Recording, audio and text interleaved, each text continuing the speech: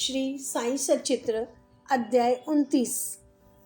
आज हम देखेंगे मद्रासी भजनी मेला, तेंदुलकर पिता व पुत्र, डॉक्टर कैप्टन हाटे और वामन नार्वेकर आदि की कथाएं।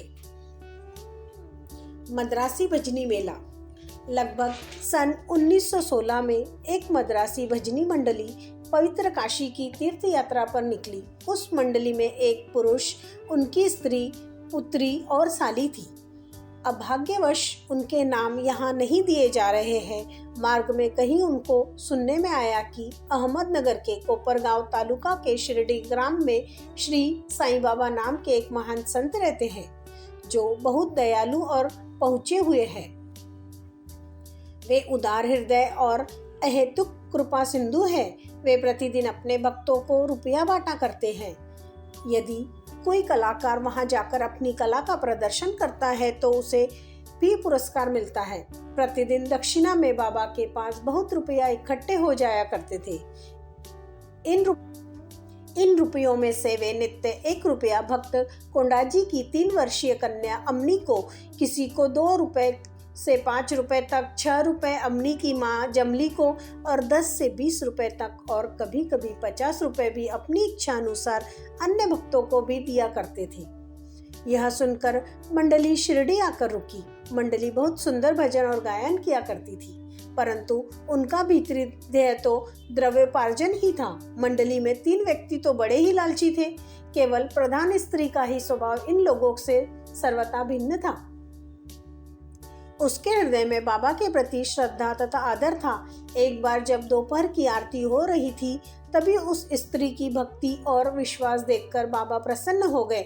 फिर क्या था, बाबा ने उसे उसके इष्ट के रूप में दर्शन दिए और केवल उसे ही बाबा सीतानाथ के रूप में दिखाई दिए, जबकि अन्य उपस्थित लोगों को सदैव की भांति ही अपने प्रिय इष्ट का दर्शन पाकर वह द्रवित हो गई तथा उसका कंठ रूंध गया और आंखों से अश्रुधारा बहने लगी। तभी प्रेमोन्मत्त हो वह ताली बजाने लगी। उसको इस प्रकार आनंदित देख लोगों को कौतूहल तो होने ही लगा, परंतु कारण किसी को भी ज्ञात न हो रहा था। दोपहर के पश्चात उसने वह भेद अपने पति से प्रकट किया। बाबा के श्री राम स्वरूप में उसे कैसे दर्शन हुए इत्यादि उसने सब बताया। पति ने सोचा कि मेरी स्त्री बहुत भोली और भावुक है, अतः इसे राम का दर्शन होना एक मानसिक विकार के अतिरिक्त कुछ नहीं है। उसने ऐसा कहकर उसकी उपेक्षा कर दी कि कहीं यह भी संभव हो सकता है कि केवल तुम्हें ही बाबा राम के रूप में दिखाई दिए और अन्य लोगों को सदैव की भांति ही। स्त्री ने कोई प्रतिवाद न किया, क्योंकि उसे राम के दर्शन जिस प्रकार उस समय हुए थे वैसे ही अब भी हो रहे थे। उसका मन शांत, स्थिर और संतृप्त हो चुका था। आश्चर्यजनक दर्शन। इस प्रकार दिन बीतते गए। एक दिन रात्रि में उसके पति को एक विचित्र स्वप्न आया। उसने देखा कि एक बड़े शहर में पुलिस ने गिरफ्तार कर डोरी से बांधकर उसे कारावास में डाल दिया है। तत्पश्चात ही उसने देखा कि बाबा शांत मुद्रा में शिकंजों के बाहर उसके समीप खड़े हैं। उन्हें अपने समीप खड़े देखकर वह गिड़गिड़ा कर कहने लगा कि आपकी कीर्ति सुनकर ही मैं आपके श्री चरणों में आया हूँ। फिर आपके इतने निकट होते हुए भी मेरे ऊपर यह विपत्ति क्यों आई? तब वे बोले कि तुम्हें अपने बुरे कर्मों का फल अवश्य भुगतना चाहिए। वह पुनः बोला कि इस जीवन में मुझे अपने ऐसे कर्म की स्मृति नहीं जिसके कारण मुझे ये दुर्दिन देखने का अवसर मिला। बाबा ने कहा कि यदि इस जन्म में नहीं तो गत जन्मों में अवश्य कोई बुरा कर्म किया होगा। तब वह कहने लगा कि मुझे तो अपने गत जन्म की कोई स्मृति नहीं, परंतु यदि एक बार मान भी लूं कि कोई बुरा कर्म हो भी गया होगा तो अपने यहाँ होते हुए तो उसे भस्म हो जाना चाहिए।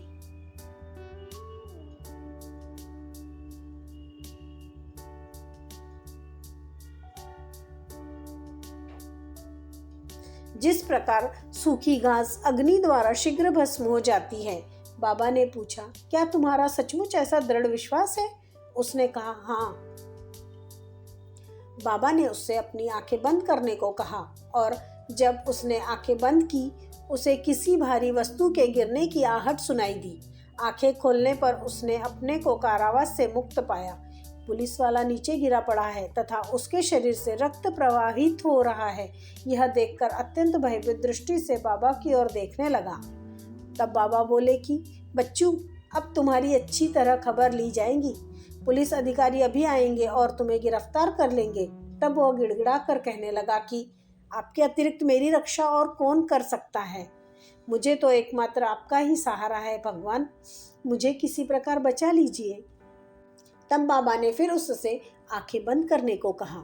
आंखें खोलने पर उसने देखा कि वह पूर्णतः मुक्त होकर सिकंजों के बाहर खड़ा है और बाबा भी उसके समीप ही खड़े हैं। तब वह बाबा के श्री चरणों पर गिर पड़ा। बाबा ने पूछा कि मुझे बताओ तो, तुम्हारे इस नमस्कार और पिछले नमस्कारों में किस प्रकार की भिन्नता है या नहीं? इसका उत्तर अच्छी तरह से सोच कर दो। वह बोला कि आकाश और पाताल में जो अंतर है वही अंतर मेरे पहले और इस नमस्कार में है। मेरे पूर्व नमस्कार तो केवल धन प्राप्ति की आशा से ही थे, परंतु यह नमस्कार मैंने आपको ईश्वर जानकर ही किया है। पहले मेरी धारणा ऐसी थी कि यवन होने के नाते आप हिंदुओं का धर्म भ्रष्ट कर रहे हैं। बाबा ने पूछा कि क्या तुम्हारा यवन पीरों में विश्वास नहीं है? प्रत्युत्तर में उसने कहा जी नहीं। तब वे फिर पूछने लगी कि क्या तुम्हारे घर में एक पंजा नहीं है? क्या तुम ताबूत की पूजा नहीं किया करते हो? तुम्हारे घर में अभी भी एक काड़बीबी नामक देवी है जिसके सामने तुम विवाह तथा अन्य धार्मिक अवसरों पर कृपा की भीख मांगा करते हो। अंत में जब उसने स्वीकार कर लिया तो वे बोले कि इससे अधिक अब तुम्हें क्या प्रमाण चाहिए? तब उसके मन में अपने गुरु श्री रामदास के दर्शनों की इच्छा हुई। बाबा ने जो ही उससे पीछे घूमने को कहा तो उसने देखा कि श्री रामदास स्वामी उसके सामने खड़े हैं और जैसे ही वह उनके चरणों पर गिरने को तत्पर हुआ, वे तुरंत अदृश्य हो गए। तब वह बाबा से कहने लगा कि आप तो वृद्ध प्रतीत होते हैं, क्या आपको अपनी आयु विदित है? बाबा ने पूछा कि तुम क्या कहते हो कि मैं बूढ़ा हूँ? थोड़ी दूर मेरे साथ दौड़कर तो देखो। ऐसा कहकर बाबा दौड़ने लगे और वह भी उनके पीछे पीछे दौड़ने लगा। दौड़ने से पैरों द्वारा जो धूल उड़ी उसमें बाबा लुप्त हो गए और तभी उसकी नींद भी खुल गई। जागृत होते ही वह गंभीरता पूर्वक इस स्वप्न पर विचार करने लगा। उसकी मानसिक प्रवृत्ति में पूर्ण परिवर्तन हो गया। अब उसे बाबा की महानता विदित हो चुकी थी। उसकी लोभी तथा शंकालु वृत्ति लुप्त हो गई और हृदय में बाबा के चरणों के प्रति सच्ची भक्ति उमड़ पड़ी थी। वह था तो एक स्वप्न मात्र ही, परंतु उसमें जो प्रश्नोत्तर थे वे अधिक महत्वपूर्ण थे।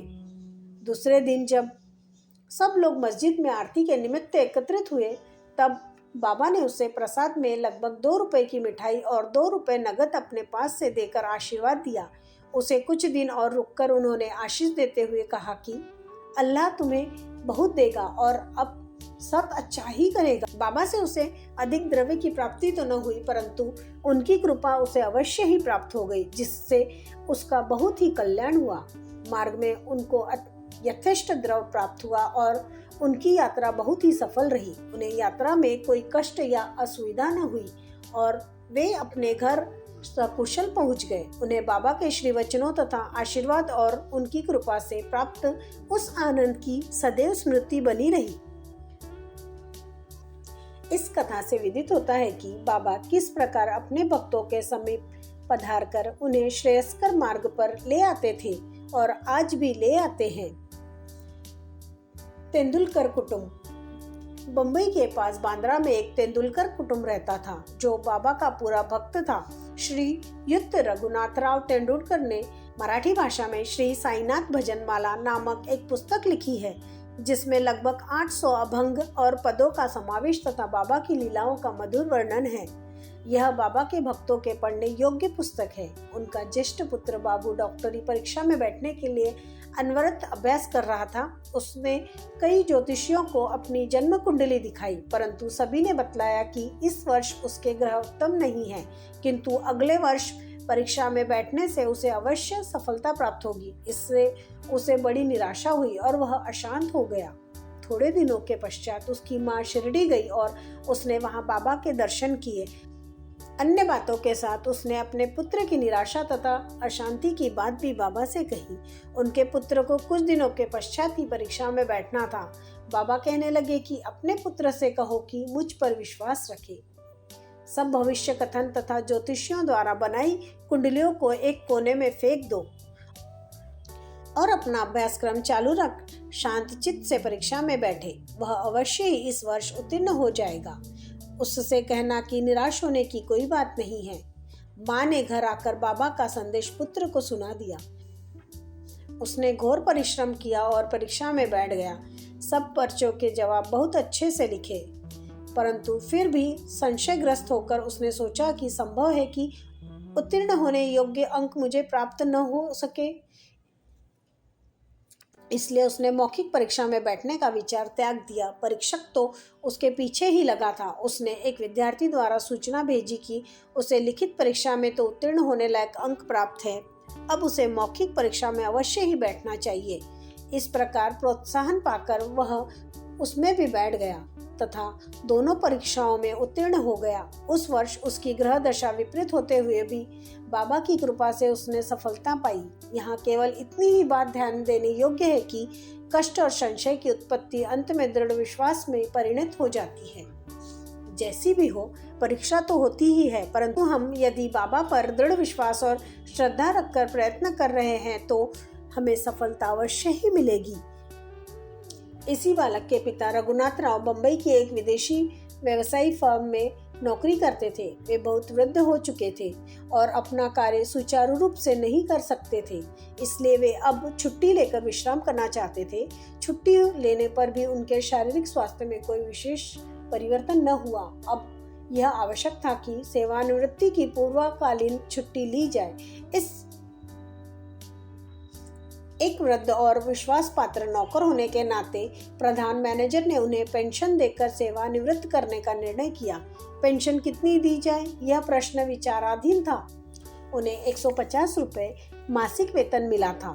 इस हिसाब से पेंशन हुई 75 रुपए, जो कि उनके कुटुंब के निर्वाह हेतु अपर्याप्त थी। इसलिए वे बड़े चिंतित थे। निर्णय होने के 15 दिन पूर्व ही बाबा ने श्रीमती तेंदुलकर को स्वप्न में दर्शन देकर कहा कि मेरी इच्छा है कि पेंशन 100 रुपए दी जाए, क्या तुम्हें इससे संतोष होगा? श्रीमती तेंदुलकर ने कहा, बाबा, मुझ दासी से आप क्या पूछते हैं? हमें तो आपके श्री चरणों में पूर्ण विश्वास है। यद्यपि उसने 100 रुपए कहे थे, परंतु उसे विशेष प्रकरण समझकर 10 रुपए अधिक अर्थात 110 रुपए पेंशन निश्चित हुई। बाबा अपने भक्तों के लिए कितना परिमित स्नेह और कितनी चिंता रखते थे। कैप्टन हाटे, बीकानेर के निवासी कैप्टन हाटे बाबा के परम भक्त थे। एक बार स्वप्न में बाबा ने उनसे पूछा कि क्या तुम्हें मेरी विस्मृति हो गई? श्री हाटे ने उनके श्री चरणों से लिपट कर कहा कि यदि बालक अपनी माँ को भूल जाए तो क्या वह जीवित रह सकता है? इतना कहकर के श्री हाटे शीघ्र बगीचे में जाकर कुछ सेम तोड़ लाए और एक थाली में सीधा तथा दक्षिणा रखकर बाबा को भेंट करने आए। उसी समय उनकी आंखें खुल गई और उन्हें ऐसा भान हुआ कि यह तो एक स्वप्न था।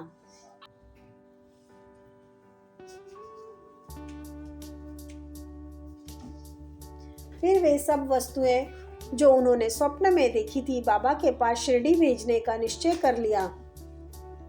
कुछ दिनों के पश्चात वे ग्वालियर आए और वहां से अपने एक मित्र को 12 रुपए का मनी ऑर्डर भेजकर पत्र लिख भेजा कि 2 रुपयों में सीधा की सामग्री और सेम आदि मोल लेकर तथा 10 रुपए दक्षिणा स्वरूप साथ में रखकर मेरी ओर से बाबा को भेंट देना।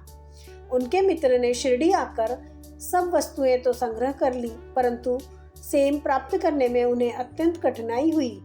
थोड़ी देर के पश्चात ही उन्होंने एक स्त्री को सिर पर टोकरी रखे सामने से आते देखा। उन्हें यह देखकर अत्यंत आश्चर्य हुआ कि उस टोकरी में वलपपड़ी यानी कि सेम के अतिरिक्त कुछ भी न था। तब उन्होंने वलपपड़ी खरीद कर सब एकत्रित वस्तुएं लेकर मस्जिद में जाकर श्री हाटे की ओर बाबा को भेंट कर दी। दूसरे दिन श्री निमोणकर ने उनका नैवेद्य चावल और सेम की सब्जी तैयार कर बाबा को भोजन कराया। सब लोगों को बड़ा विस्मय हुआ कि बाबा ने भोजन में केवल सेम ही खाई और अन्य वस्तुओं को स्पर्श तक न किया। उनके मित्र द्वारा जब इस समाचार का पता कैप्टन हाटे को चला तो वे गदगद हो उठे और उनके हर्ष का पारावार न रहा। पवित्र रुपया। एक अन्य अवसर पर कैप्टन हाटे ने विचार किया कि बाबा के पवित्र कर कमलों द्वारा स्पर्शित 1 रुपया लाकर अपने घर में अवश्य ही रखना चाहिए। अचानक ही उनकी भेंट अपने एक मित्र से हो गई जो शिरडी जा रहे थे। उनके हाथ श्री हाटे ने 1 रुपया भेज दिया। शिरडी पहुंचने पर बाबा को यथा योग्य प्रणाम करने के पश्चात उसने दक्षिणा भेंट की, जिसे उन्होंने तुरंत ही अपनी जेब में रख लिया। तत्पश्चात ही उसने कैप्टन हाटे का रुपया भी अर्पण किया, जिसे वे हाथ में लेकर गौर से निहारने लगे। उन्होंने उसका अंकित चित्र ऊपर की ओर कर अंगूठे पर रख खनखनाया और अपने हाथों में लेकर देखने लगे। फिर वे उनके मित्र से कहने लगे कि उदी सहित यह रुपया अपने मित्र को लौटा देना। मुझे उनसे कुछ नहीं चाहिए। उनसे कहना कि वे आनंद पूर्वक रहे। मित्र ने ग्वालियर आकर वह रुपया हाटे को देकर वहाँ जो कुछ हुआ था वह सब उन्हें सुनाया, जिसे सुनकर उन्हें बड़ी प्रसन्नता हुई और उन्होंने अनुभव किया कि बाबा सदैव उत्तम विचारों को प्रोत्साहित करते हैं। उनकी मनोकामना बाबा ने पूर्ण कर दी। श्री वामन नार्वेकर। अब एक भिन्न कथा श्रवण करें। एक महाशय जिनका नाम वामन नार्वेकर था, उनकी साईं चरणों में प्रगाढ़ प्रीति थी। एक बार वे एक ऐसी मुद्रा लाए जिसकी एक ओर राम, लक्ष्मण और सीता तथा दूसरी ओर करबद्ध मुद्रा में मारुति का चित्र अंकित था। उन्होंने यह मुद्रा बाबा को इस अभिप्राय से भेंट की कि वे इसे अपने कर स्पर्श से पवित्र कर उदी सहित लौटा दें, परंतु उन्होंने उसे तुरंत अपनी जेब में रख लिया। श्यामा ने वामनराव की इच्छा बताकर उनसे मुद्रा वापस करने का अनुरोध किया। तब वे वामनराव के सामने ही कहने लगे कि यह भला उनको क्यों लौटाई जाए, इसे तो हमें अपने पास ही रखना चाहिए। यदि वे इसके बदले में 25 रुपया देना स्वीकार करें तो मैं इसे लौटा दूंगा। वह मुद्रा वापस पाने के हेतु श्री वामनराव ने 25 रुपए एकत्रित कर उन्हें भेंट किए। तब बाबा कहने लगे कि इस मुद्रा का मूल्य तो 25 रुपयों से कहीं अधिक है। श्यामा, तुम इसे अपने भंडार में जमा करके अपने देवालय में प्रतिष्ठित कर इसका नित्य पूजन करो। किसी का साहस न था कि वे यह पूछ तोले कि उन्होंने ऐसी नीति क्यों अपनाई। यह तो केवल बाबा ही जाने किसके लिए कब और क्या उपयुक्त है। श्री सद्गुरु साईनाथम परमस्तु। शुभम भवतु। ओम साई राम।